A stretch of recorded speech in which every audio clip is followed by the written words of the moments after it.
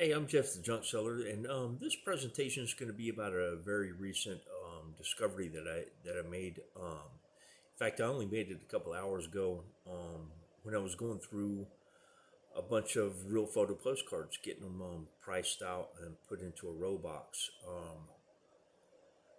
I accumulate these. I pick them up whenever I go to a sale if I can find them at a decent price. And a lot of times I really don't pay a whole lot of attention to the subject matter. I pick them up if they're cheap enough and clear enough, crisp enough. I'll gather them all up and then I get them collected out of whatever holdings that I've been sitting on.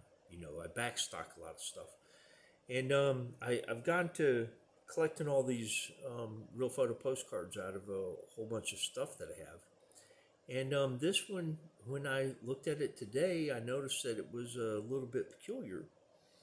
And a bunch of women standing on a hillside out in nature. A lot of times you see these group photographs that are like that. But these, all the women were dressed in, well, most of the women were dressed in black skirts with white shirts. And upon closer inspection, they all have some kind of ribbon, the same ribbon. Each one of them is wearing on their left shoulder, and I got to looking at it more closely, and there was a woman with she's holding an axe, and it's over a black book. And I think that's a Bible, and I think that this is the women's Christian temperance movement. And then I get to looking at some of the characters that were involved with that. There was a woman named Frances Willard. She passed away in 1898, and she was the leader of the Women's Christian Temperance Union. And she looks like the woman that is standing at the right, at the far right of the card, and she's looking at the group. Her line of sight is different than most other people in the on the photograph on the image. But I believe that that's her. I'm hoping that it's not because Playles, um, the guide that tells shows me what the stamp boxes at the era of the printed postcard. Um, they have an index, and it shows this is an azo with four diamonds at the corners. And the Playos shows that this card should have been made between 1907 and 1909. Very, very narrow window on this type of stamp box.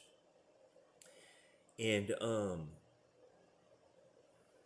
Frances Willard, she passed away in 1898, which would have meant that this card would have been printed after, long after her death. Which would mean that it was a kind of a memento thing that they might have actually made a whole bunch of them. I'm hoping that this was just a current, contemporaneous run. They had a meeting and published maybe 100 or 200 cards. I don't want it to be one that where they have 1,000 of them out there. But it's kind of crazy how it's in the details, and I really like I started my collection with the Prohibition and Temperance, based on my affinity towards Billy Sunday cards. I did a presentation on this another time, and at some time I'll do. I collect those, and I collect what they call the water wagon. If you were to give up drinking, if you refused to consume alcohol, if you were a drunk and you gave it up, you were said to be on the water wagon. And they made a whole bunch of cards, about 1900 to 1910 or so, that were water wagon cards. And I've started to collect those.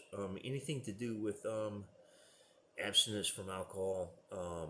I think some of that stuff it was just so funny that it was such a movement. Living in a age where they're legalizing marijuana, it seems kind of prudish that they were banning alcohol. I mean, they actually passed a constitutional amendment to, and I think that was in large part due to Billy Sunday. But the temperance movement had been running since the 1830s or so, you know, and these women in this card, you know, they're all wearing some kind of ribbon. I couldn't make out what it was, but the woman holding an axe, you know, that was the symbol of Carrie Nation and her um, is often violent temperance movement, which she'd go in and chop up bars and tear up stuff. But it's interesting that you know this card just looked like a whole bunch of women on the hillside, but there's a lot of little clues in there that if you upon closer examination that this was actually some kind of political movement. At first, I thought they were suffragettes when I saw the ribbons, but and that would have been a good card as a suffragette card. I don't know what it's worth as a temperance movement card. I think it will still be worth quite a bit. Um, I think the price that was marked on this was $1. I think I paid $1 for this at some market somewhere. But it depending on who it is that I can identify in the photograph. I'm terrible at that. Sometimes people that look similar, I think, look the same. And other people look at them and say, "Oh yeah, no, that's not a match." But you know, I don't know what it is. I'm not real good with that kind of identification. But it is a fun card, and I thought that I would share that with you. If you've enjoyed this presentation, please give it a like. If you view some of my other presentations and you enjoy those as well, please subscribe. But thank you for viewing.